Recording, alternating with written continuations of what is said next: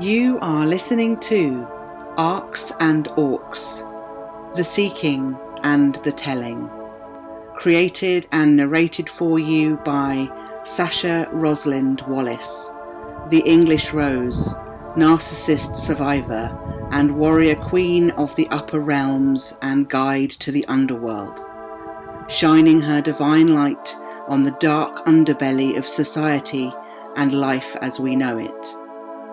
Author and narrator of the inspirational audiobook The Investor's Guide to Scorpio Ranch and Phoenix Bloom, now streaming on your favourite audio player. The physical book can be purchased as a PDF download at patreon.com/The Hero's Journey MC via the shop tab. If you're looking for the gateway to the Hero's Journey Bloom Masterclass, the ride of your life is now boarding. Please sit down and strap yourself in. Show notes will be available for certain podcasts pinned in the comment section or description box, or in the download area, depending on the platform. Thank you for listening to my story. If you are sitting comfortably, then I shall begin.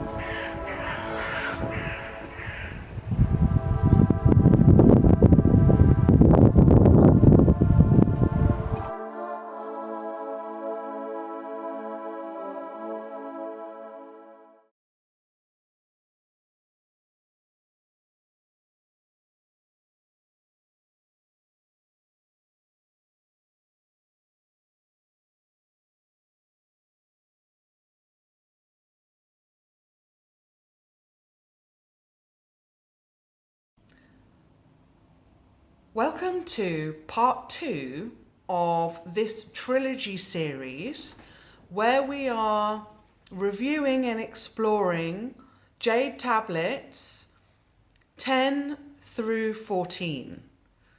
Now, if you have missed part 1, I would definitely advise that you review part 1 of the trilogy, where we look at part 10, the Jade Tablet 10 and 11, the Mayan calendar, and the hidden master keys to the cycles of time.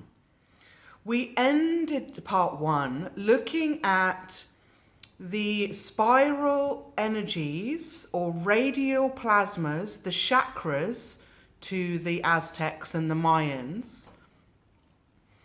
And now we're going to be following the journey from Jade Tablet 11 down to Jade Tablet 12. And I say down because we're following a descent into the underworld from this part here, Michtlan, underneath the Earth Star Chakra, into the 9 fiery pits of hell, according to the Aztecs.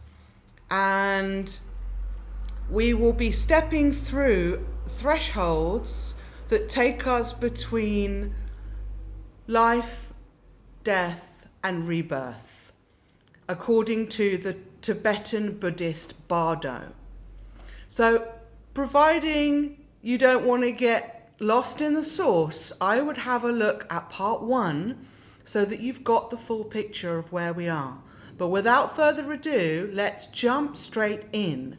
So we were looking at number 11, the end of number 11, and we're heading down into Michtlan. Now, as you can see, we're going down, and there are 13 doorways or trapdoors that we can fall through into the underworld. And beyond that, we are taken down into the world of Michtlan. 9 levels of hell. And according to the Aztecs, this begins at the bottom.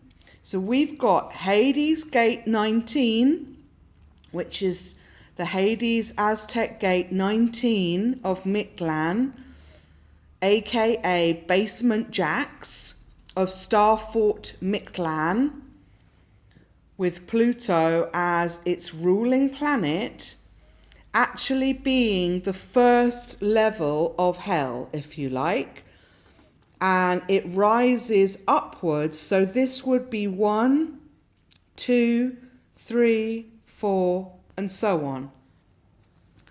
And I'll show you how this works.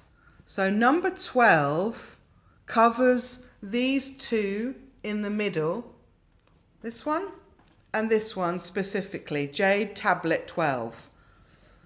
I'm going to remove the little sticky and show you the Boustrophedon system of the 9 levels of hell according to the Aztecs, as they described in their writings. We have the underworld beneath, we have the earth,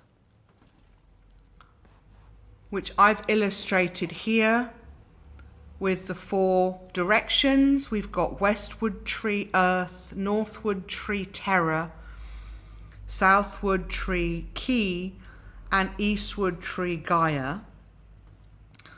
The Boustrophedon system is actually their system of understanding how the underworld works. So it starts here at gate 19, 3C being the first one that we go to, and we follow the arrows.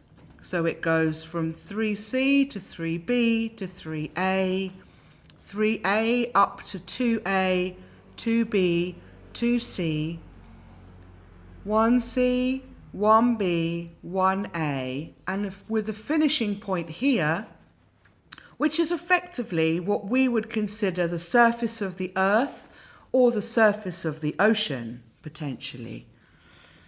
So this is how I've described it here. So you can see 3C, which was here, the first one. This is actually the first level of hell that we're going to be experiencing. The turquoise lord, Jutakutli, the lord of fire and time, the god of day and heat, representing Neptune, the turquoise lord. The next one being Tezcatlipoca, very, very important deity. These are lords of the night, the Aztec lords of the night, lords and ladies of the night and the underworld.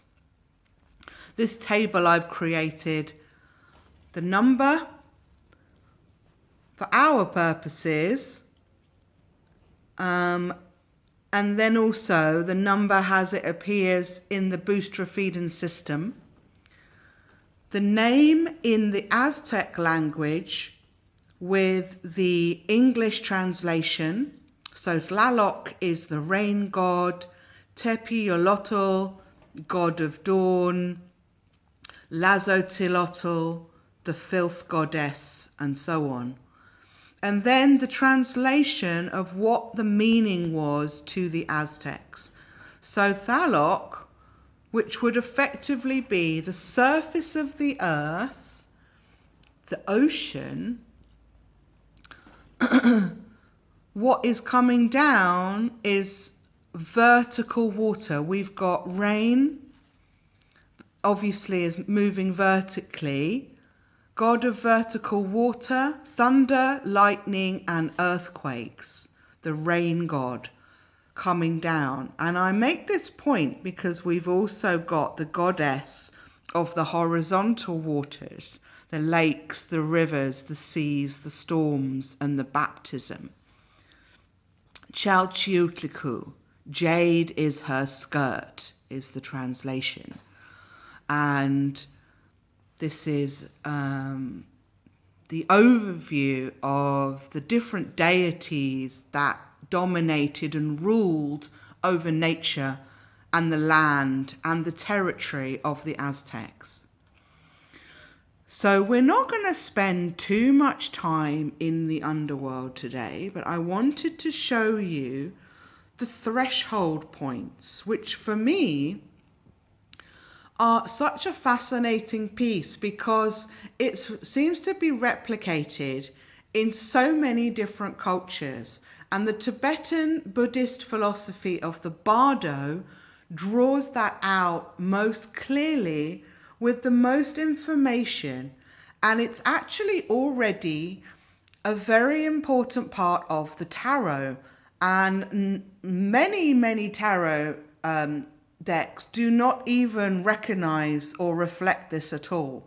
But in my tarot deck, I have made them explicit, and it's very exciting because this is the first glimpse of my tarot deck, the Cosmic Tarot, that you're about to see. This is the first revealing and unveiling that you're about to see, because there are 13. Here we are in the middle. So here are our thresholds, the trapdoors that we can fall through as we descend between death and rebirth. They're the journeys that we're going to take as we go through these transformation thresholds. So death being number 13, this is my death card in my Cosmic Tarot. Death number 13, ruled by Scorpio, and specifically Scorpio is carrying 3 different avatars for life, death, and rebirth. Life, the eagle; death, the scorpion; and rebirth, the phoenix. An incredibly important avatar in the whole tarot system. And it's always the number 13. And that 13 is very clearly representing the 13 doors or thresholds of the Bardo. Now in my tarot deck, these are the only ones that do not have information on the back. They are purposefully shrouded in mystery because you have to cross these thresholds. You cannot avoid them. You cannot sidestep them by being able to recognize them. They are life pivot points that help us grow through our struggles. And I think it's a really valuable piece of my tarot deck that I've been able to draw out. It's something that also Thoth Tarot also shows. Thoth Tarot that was developed by Aleister Crowley. He also recognizes the 13 Bardo in the Thoth Tarot. And I've tried to make it even more explicit by making them a specific group.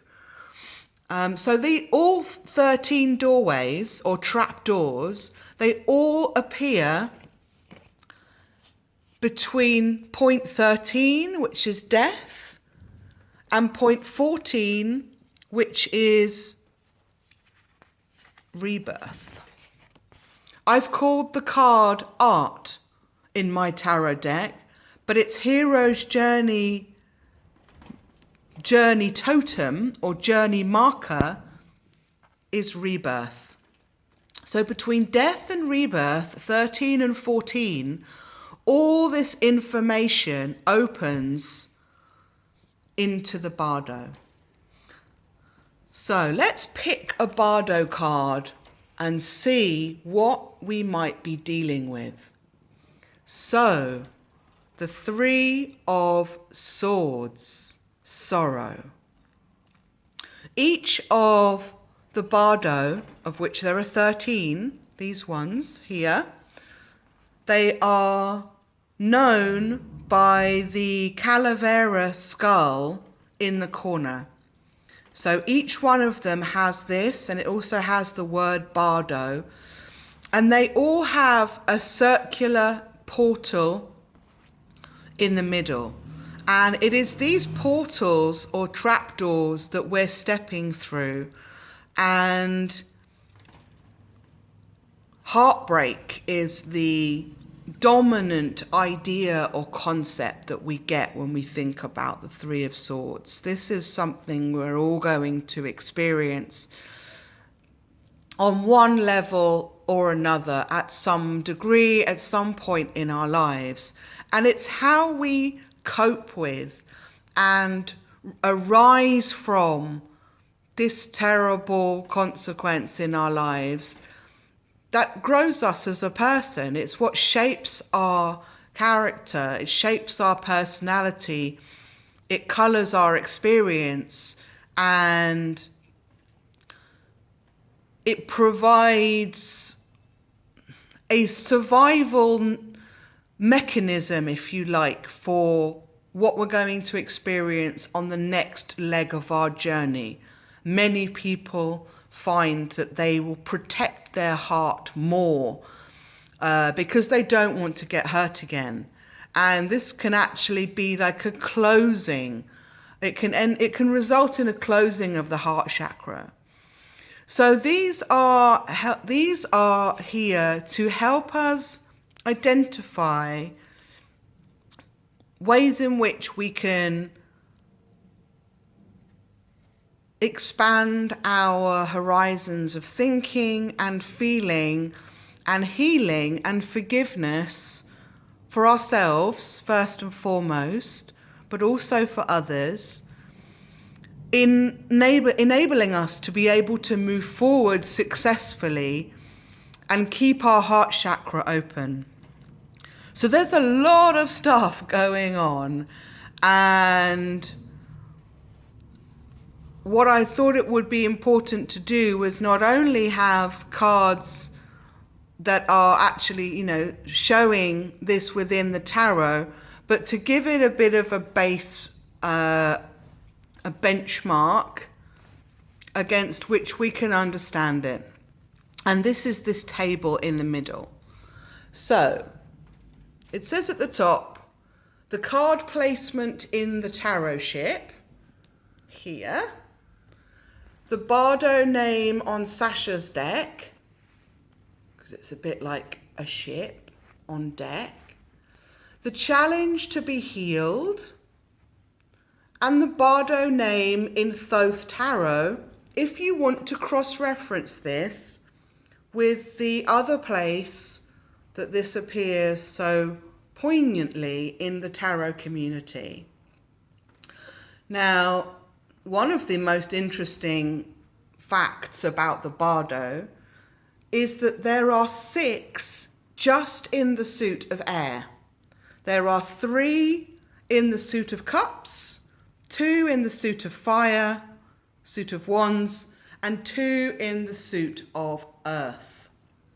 But 6 in the suit of air, which is interesting because this is our mental realm, and this is where our thoughts and our ideas can often run away with us and create anxiety and limiting habits of thinking, which can really get us stuck in our heads.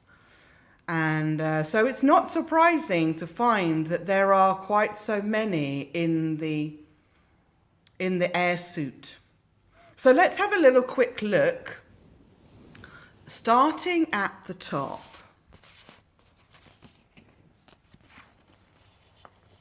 Let's move this here. So, in the suit of earth, the pentagrams, we've got the number 5 and the number 7. Number 5 is worry. Number 7 is fear. Or they were worry and failure, according to Thoth. The challenge to be healed, these represent fears held in the body that manifest as stress and illness. Moving now into the swords, the suit of air, is the 3, the 5, the 7, the 8, the 9, and the 10. It's a real big, chunky group. Sorrow, conflict, deception, suffering, cruelty, torment. Limiting habits of thinking. Similar to worry and fear, thoughts like these concern the past and or the future and may be felt as projections from others via dark magic and dreams. And these were the words, the concepts, according to Thoth.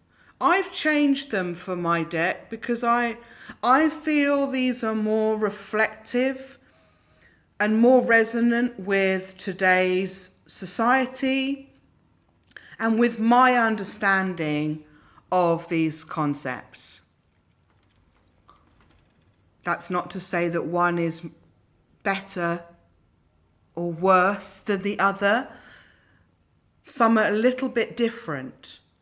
But that's why I decided to include the Thoth Tarot words as well and give you a point of reference for all of them. Now, the cups, the suit of water, the 3 Bardo are the 5, the 7, and the 8.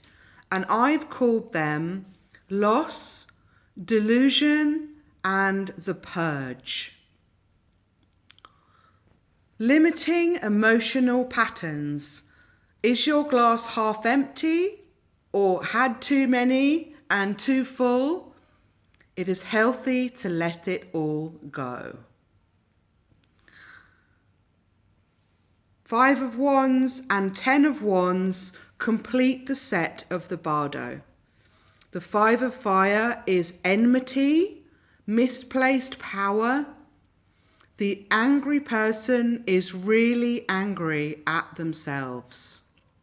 And the 10 of Wands, ordeal. So all of these ideas carry their own special doorway. And it is these aspects of change, which is what Scorpio, the idea of death is all about transformation. It's all about change. It's all about how do we survive these major challenges that are going to appear on our path, because we cannot avoid them. We cannot avoid change. But we can learn to face these demons. Sometimes they're demons, sometimes our own, sometimes others, sometimes nightmares from our past that rear up as demons and bad dreams, fears for the future. We can't avoid them. We can't sidestep these trapdoors. They are inevitable parts of life. But if we have some tools in our back pocket about how we can protect ourselves and remember to see the light at the end of the tunnel that keeps us going through hell. If you're going through hell, then keep going. This is going to carry us through. So a very powerful piece of legislation as far as the tarot lore, Lore, is concerned. And let's have a little quick sneak peek at 1 or 2 more of the Bardo. What's this? Ooh, the 5 of Swords. Conflict. Fast becoming one of my favourite cards that I've designed. These are all hand drawn and hand created These are all my own work, all my own inspiration, and I'll tell you a little bit about what is happening in this. It's inspired by The War of the Worlds, the famous science fiction by H.G. Wells, where these alien forces were lying dormant underneath the ground and the ocean, and during one otherwise ordinary spring day in Mortlake, Barnes and Sheen in London, where I grew up, these things appeared out of the ground as tall as skyscrapers and started moving around, and were clearly part of an alien dominant force that had always been in the earth, underground, in the bowels of the earth, in the ocean. And you can see them all represented here with the eyes coming up out of the earth. And it's a conflict because we've got different species in combat here. We've got these sort of manta ray type creatures that look like planes that are flying through the sky, but they're in the shape of aquatic pelagic creatures. We've got humans in these tiny little boats with tiny little guns, throwing explosions and missiles, which aren't going to do very much to these huge creatures that have emerged out of the water. That's not to say that these creatures are hostile, but that's the natural position that humans take, that anything alien or foreign must be hostile. So this is my War of the Worlds, Five of Swords conflict bardo. I hope you like it. So, should we have a look at one more? Since we're here, why don't we look at all the fives? Because that's another important point to make. Five, all the fives, as I said, are representing change. The number 5 is also specifically change, and all the fives are bardo, as you'll see from the chart. Let's go back to the chart. 5 of pentagrams, the 5 of swords, the 5 of cups, and the 5 of wands. So the 5 of wands is enmity, pistols at dawn. The 5 of swords I just showed you, conflict. The 5 of cups, loss, illustrated as a pet cemetery in front of what looks like a mad scientist's laboratory. But it's really resonant for anyone that's ever lost a pet, lost a beloved cat or dog or horse, their bestie, their baby. That sense of loss can never really be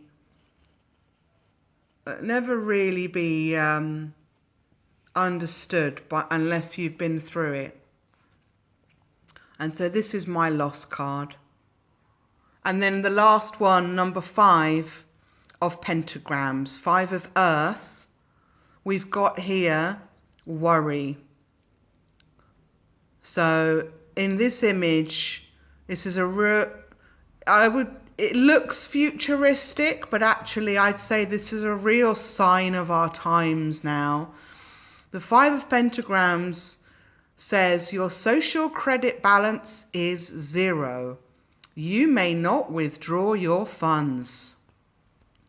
So we've got these 5 pentagrams, which are legitimately yours. But someone, the government, the cabal, has decided that your social credit is at 0, a judgment they've put over your life, and as such have frozen your account. And I think as we move into the age of the digital ID, we're going to be seeing this happening in real time for people. And so as I was developing and designing these, I really wanted to draw out these ideas of the strange direction that our world is being taken into towards this new world order, and help you guys with some knowledge to help you combat the tough times that we're going through and the even tougher times ahead. Now that we've explored the Bardo and the Aztec Lords of the Night in the Underworld, we're going to move back up into the 13 heavens of the Aztecs, their star garment. This is their description. The star garment. And on the left side, this is number 13, the 13th Jade Tablet. On the left-hand side, we have the Chinese zodiac. And on the right-hand side, we have the 13 heavens of the Aztecs. I'm going to take you through how these two apparently distinct cultures are actually entwined at the very deepest level. And we have in the middle a description of the hierarchy of their gods, of the day, of the sun, and combining with the 9 that we've already seen of the underworld, 13 plus 9 gives us 22 days, deities, gods, 22 lords and ladies. But let's take it back to what we would see coming through from the Chinese zodiac, originating from the ancient Chinese Shang Dynasty, an era which lasted as early as 1766 BC all the way to 1046 BC, which is 720 years. One of the longest dynasties in recorded Chinese history.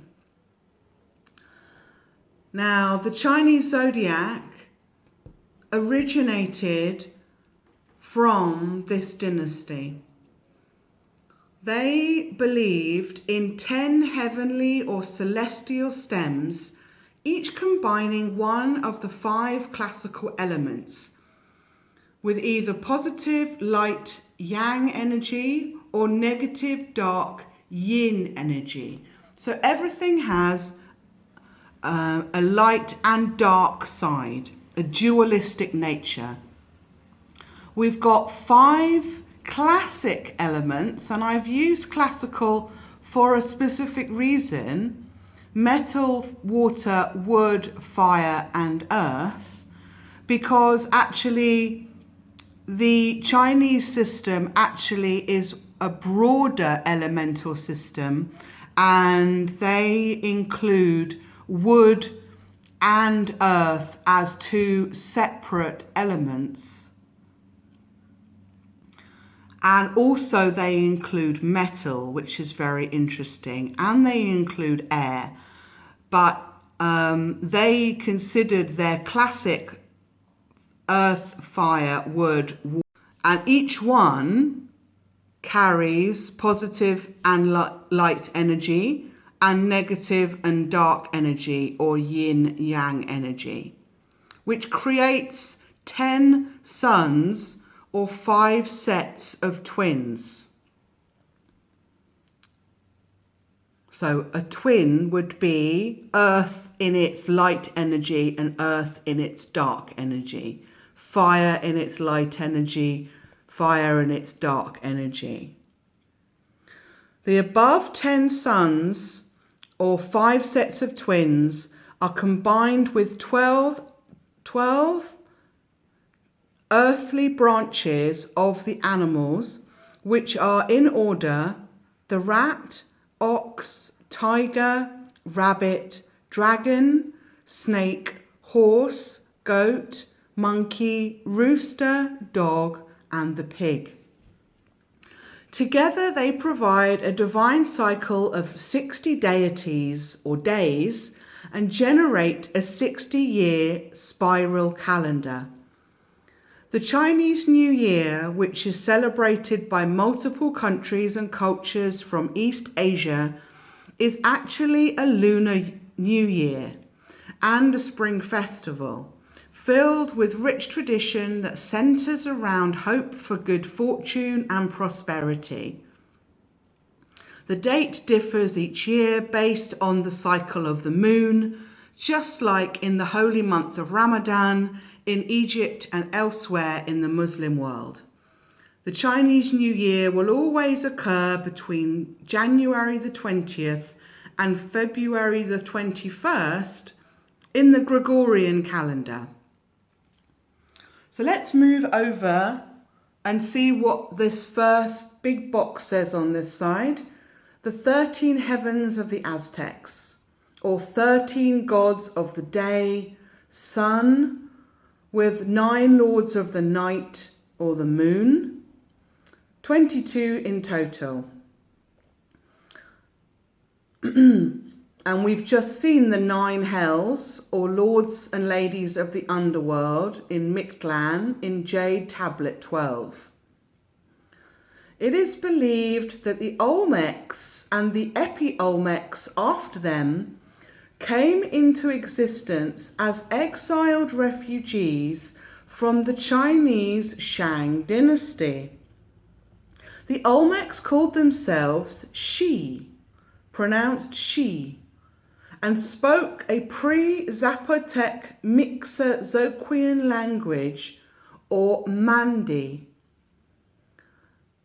Together and yet separately from the Mayans, whose reign would last an awe-inspiring 3,700, possibly 5,000 years. See timeline below, and we'll get there in a mo. All of the cultures influenced the astronomical understanding of the Aztec civilization, and their breathtaking cityscapes, monuments, and famous pyramids dedicated to the sun and the moon and the universe at large. The Aztec Empire exploded like a supernova and then disappeared just as quickly, lasting a mere 221 years, and yet they are our nearest indigenous ancestors and the clearest link to the millennia of ancient wisdom passed down to us from the cosmos. So I've tried to illustrate this by creating a timeline at the bottom here, taking us back to the earliest points where we've got recordings of calendars beginning, leading up to right now, our future This says 2025 AD in our future. So that point I was making about the Aztec Empire being a mere 221 years is contained entirely in this little blue box here. From 1300 to 1521 AD was the Aztec Empire. By comparison, the Mayan civilization is the other blue box, spanning a minimum of 3,700 years, but potentially goes back even further to 5,000 years or more. This is just based on what is recorded and written and preserved from that time. But it actually begins, according to the Mayans, their calendar begins on a very specific date, the 11th of August, 3114 BC, also known as 4 Ajor, 8 Kumku in their philosophy, was the beginning of the Mayan calendar and the start of a 5,125-year cycle that ended on the 21st of December 2012 AD, indicating an advanced culture that began far earlier than 2000 BC, which is what certain things like Wikipedia and Google will tell you if you're searching. So along the middle, we have the actual timeline itself in green. So we've got 3000 BC leading up to year zero, according to the Gregorian calendar, where our calendar begins at year zero, to where we are right now, which is 2026. A notable point I want to make is here. The Chinese Shang Dynasty from 1766 to 1046 BC was vastly over by 1046 BC. There is a clear cut-off point, as if they all mysteriously disappeared, and all of their writings and illustrations point very clearly to that date.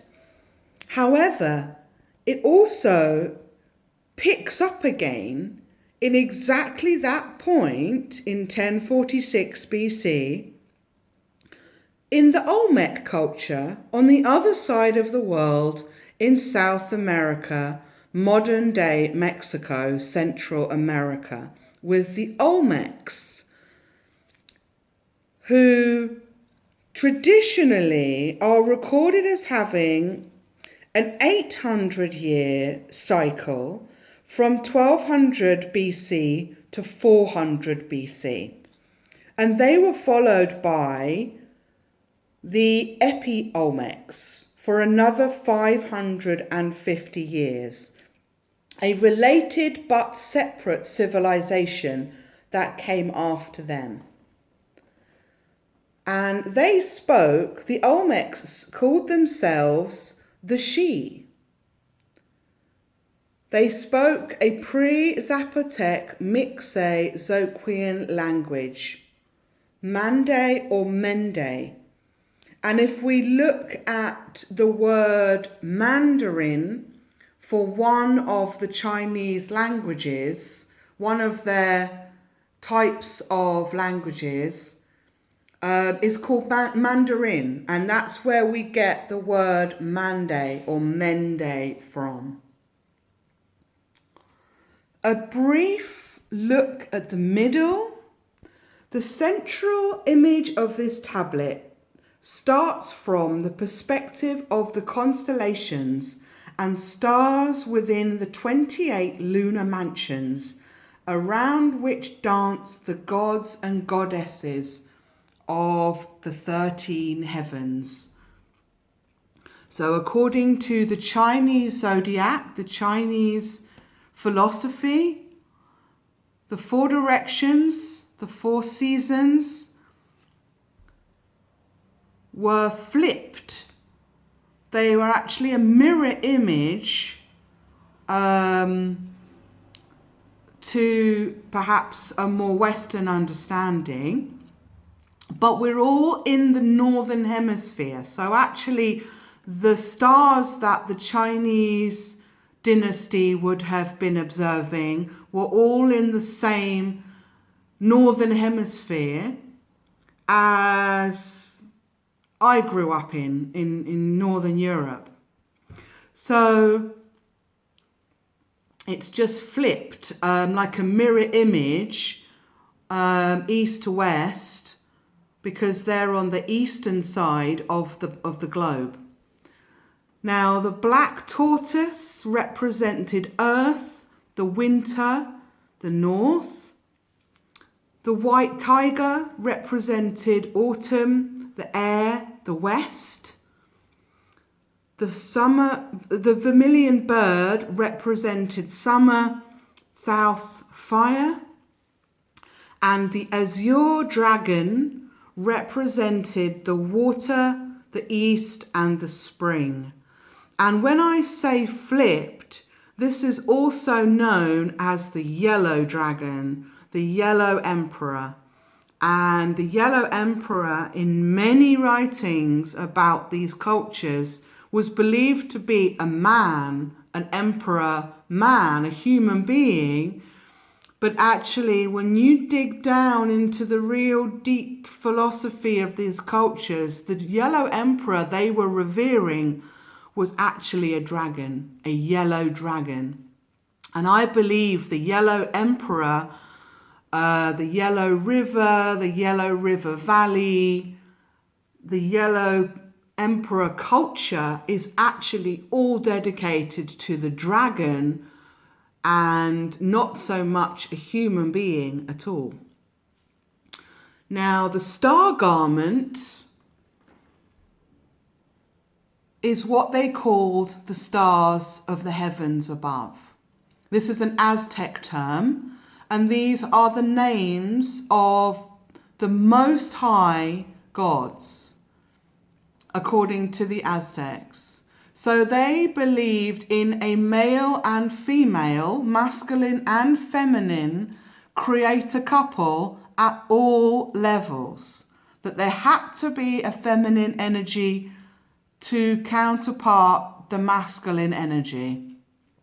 And their top one, as in the top hierarchy, the god and goddess of the Milky Way, the female stars, is Citlatonac, the masculine, and Citlalicu, the feminine.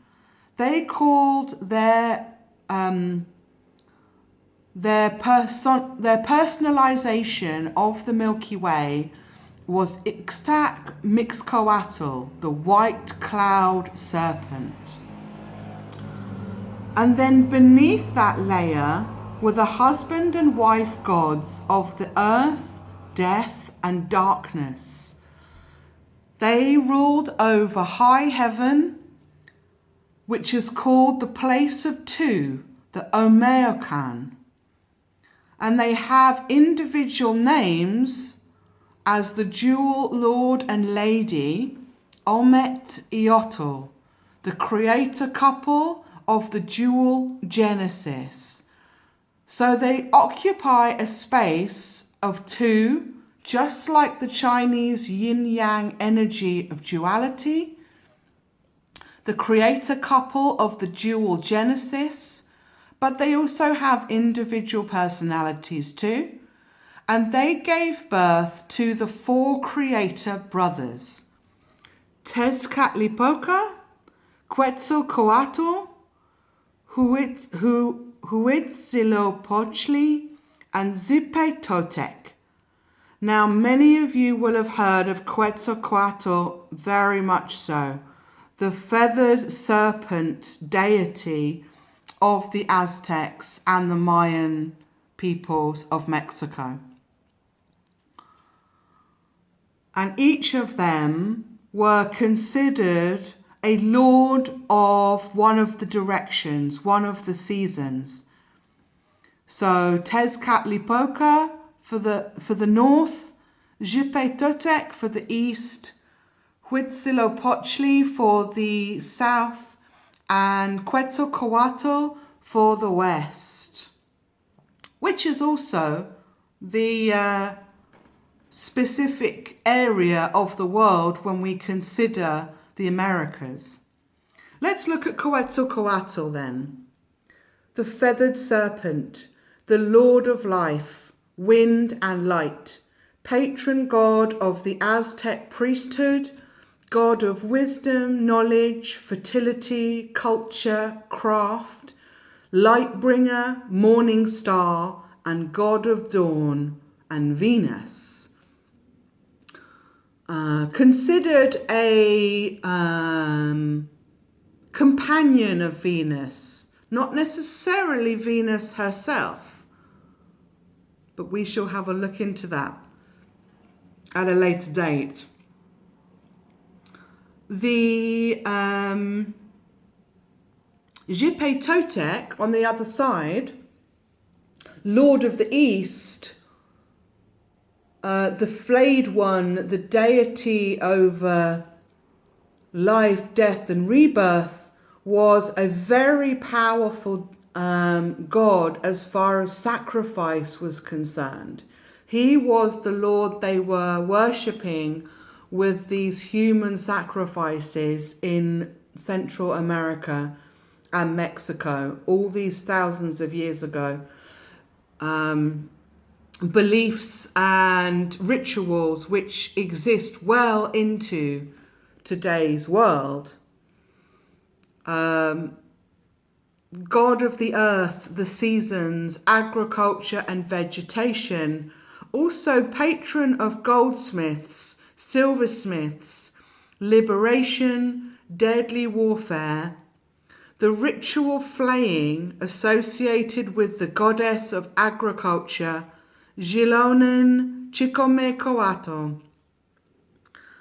So one of the deeply held beliefs was that the earth itself, the ground, the soil was alive, that it was itself a god, a deity, and that it needed, it desired, it demanded ritual sacrifice in the form of human blood to be soaked into the earth to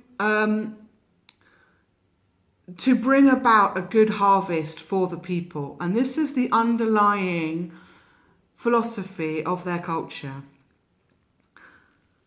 For the Tezcatlipoca, god of providence in the north, he was god over matter, the invisible, lord of the darkness, the night sky, the great bear, impalpable ubiquity, the twilight, lord of hurricanes, obsidian and conflict. And the colour is black as well. And it's really interesting because Tezcatlipoca appears on this list here as well as the smoking mirror. Now we've got a very interesting connection here with the smoking mirror is the same mirror that was used by John Dee and Edward Kelly in their Enochian language conversations with the angels.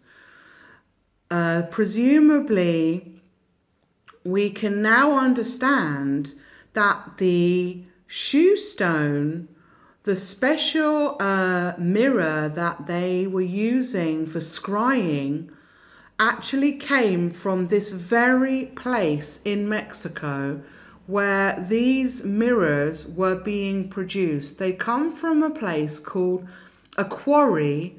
So what I'm saying is the obsidian crystal, the flint black obsidian crystal, comes from a quarry in a place called Pachuca in Mexico. This has been carbon tested and carbon dated to be from this very precise point. And it is a smoking mirror because it allowed the Aztecs an ability to see into other realms, other dimensions, whether that be into the heavens or into the underworld. It was a portal. By using this mirror, it was a scrying stone, a scrying mirror, very similar in the idea of the pensieve in Albus Dumbledore's office, where Harry would look into the surface of the water and be transported back in time or potentially into the future to see what was happening at a particular time. Now, in Harry Potter, we always see them going backwards in time because you're reviewing people's memories in the pensieve. But in the smoking mirror of the Aztecs, this was also enabling the watcher, the querent, whoever was asking the questions, to look into the future or the past. So the fact that Tezcatlipoca as a god is actually translated as smoking mirror, and it has this very prominent, important place in the world of the Aztec gods, I thought was such an amazing connection when you look into the world of John Dee and Edward Kelly in their work during 1581 to 1587, where they conducted the most incredible series of conversations with the angels of Uriel, Gabriel, Michael,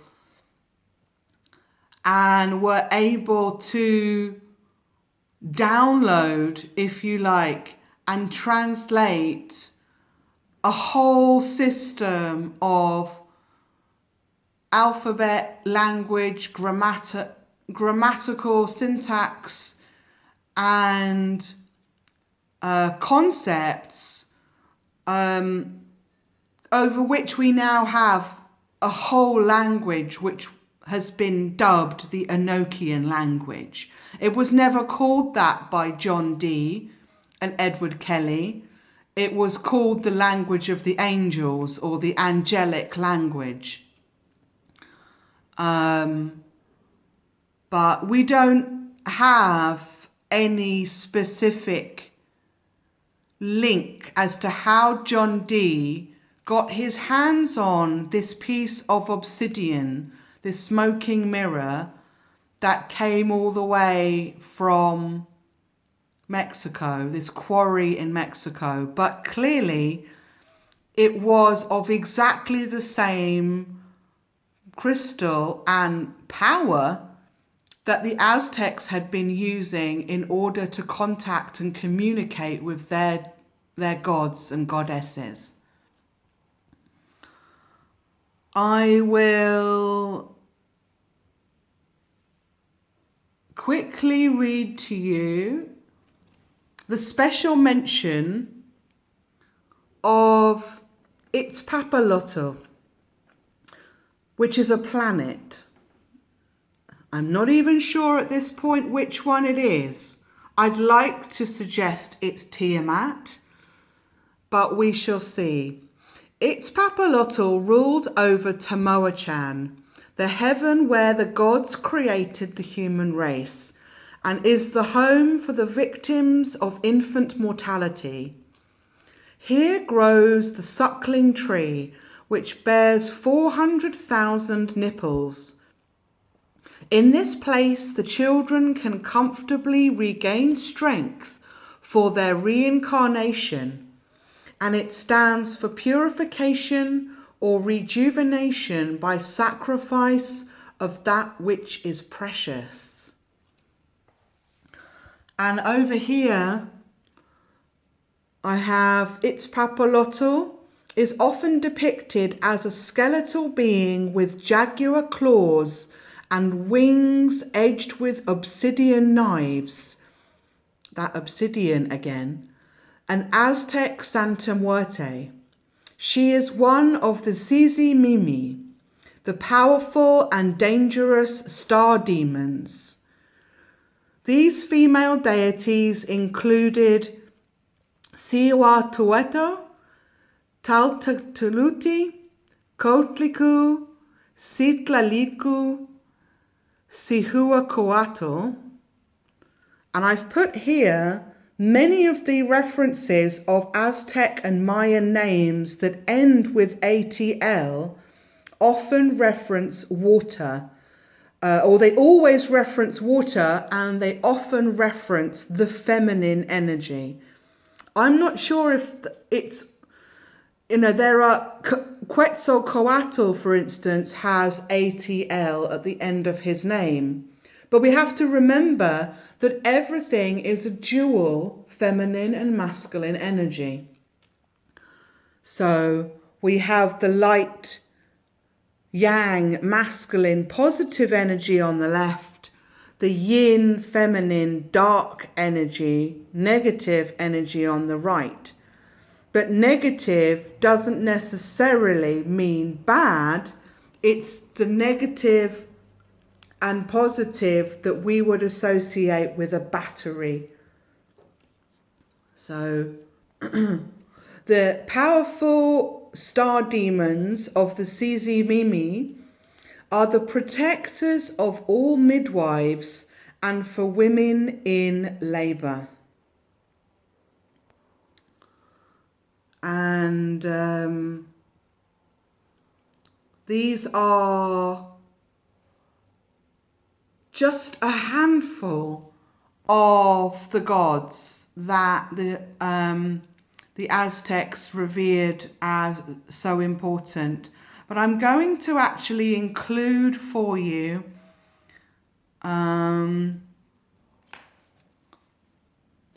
taking us back to this link that I was making here, because it might seem like these two civilizations are completely disparate and there's no common evidence of how they could have grown up such a combined philosophy of the cosmos.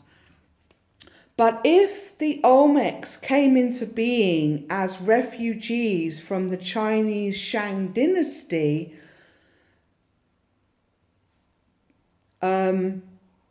we might actually be able to evidence that by looking at their ritual masks and their ritual statues, the archaeological finds and artifacts that we have from that time.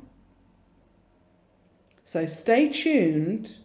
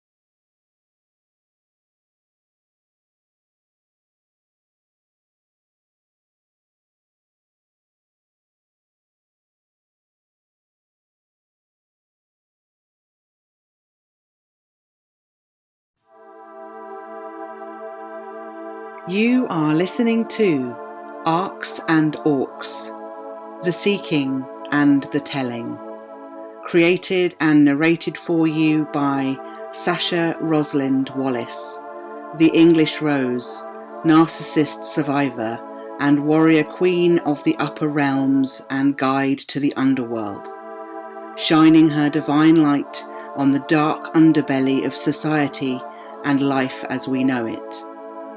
Author and narrator of the inspirational audiobook The Investor's Guide to Scorpio Ranch and Phoenix Bloom, now streaming on your favourite audio player. The physical book can be purchased as a PDF download at patreon.com/The Hero's Journey MC via the shop tab. If you're looking for the gateway to the Hero's Journey Bloom Masterclass, the ride of your life is now boarding. Please sit down and strap yourself in. Show notes will be available for certain podcasts pinned in the comments section or description box, or in the download area, depending on the platform. Thank you for listening to my story. If you are sitting comfortably, then I shall begin.